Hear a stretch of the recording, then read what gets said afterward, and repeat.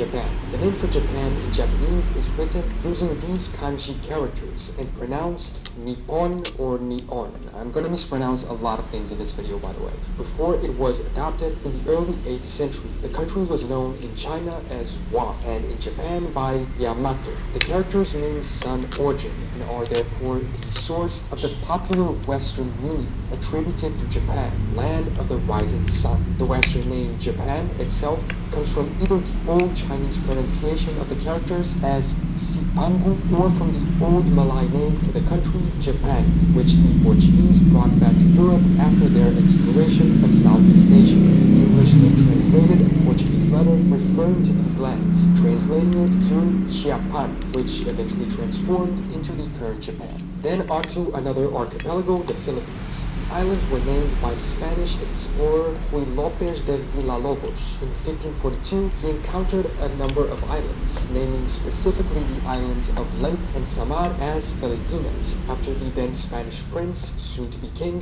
Philip II.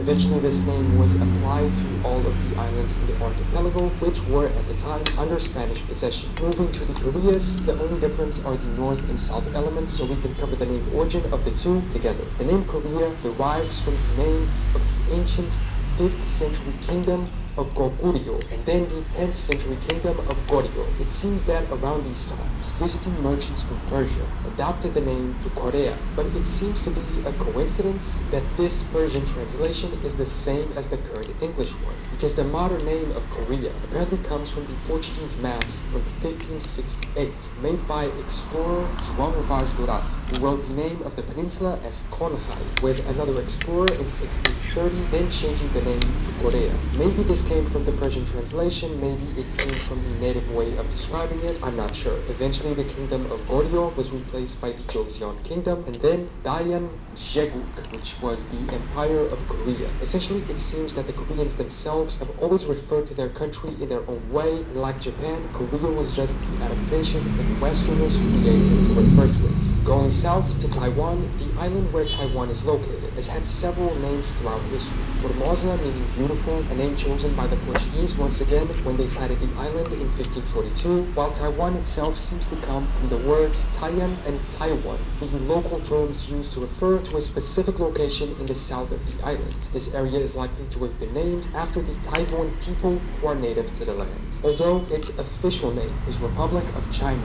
differentiating itself from the People's Republic of China since the two sides opposed each other in the country's internal conflict of the 20th century. Before we go on with the video, a quick message from our sponsor and friend of the channel, Blinkist. Guys, I love Blinkist. I'm not even saying it because of the sponsorship. I actually pay for a Blinkist account ever since they sponsored the first video here on the channel. I got to know them and their service is just incredible. Everybody wants to read, but we either don't have enough time or our attention spans are so small because of all the fast media we consume, so we end up not doing it.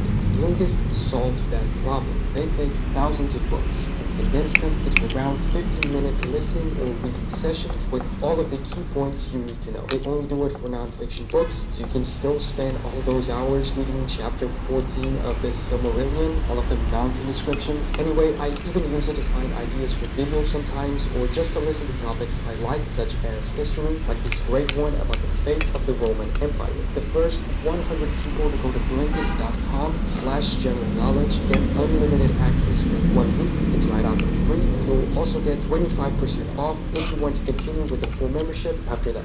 Thank you to them for sponsoring the video. Now let's get back to the countries. And moving precisely to China itself, or the People's Republic of China rather, similarly to Korea, the adaptation of the name that eventually led to the Western version of it comes from Persia. The word China has been used since the 16th century, but it doesn't come from the Chinese themselves. In 1516, Portuguese explorer Duarte Barbosa published a journal, and in it he referred to the land of China as such, but he didn't make up the name. It was derived from the Persian word Chin, which in turn came from the ancient Sanskrit dialect word Sina, dating back all the way to the 5th or even the 2nd century. Most people claim Sina itself was a way of referring to the land under the rule of the Qing dynasty. This is unconfirmed, but a likely origin. The Chinese themselves refer to their country as Zhonghu, from Zhong, which means central, and Gu, which means state, although it could also be translated as as Middle Kingdom, and it likely initially referred to the Western and then Eastern Zhou dynasties, their control over vast parts of China. Going north to Mongolia, Mongolia literally means land of the Mongols in Latin, and Mongols is the native word the locals use to describe themselves, but its origin is uncertain. There are various options, like it coming from the native name of a mountain or river, or from the Mongolian term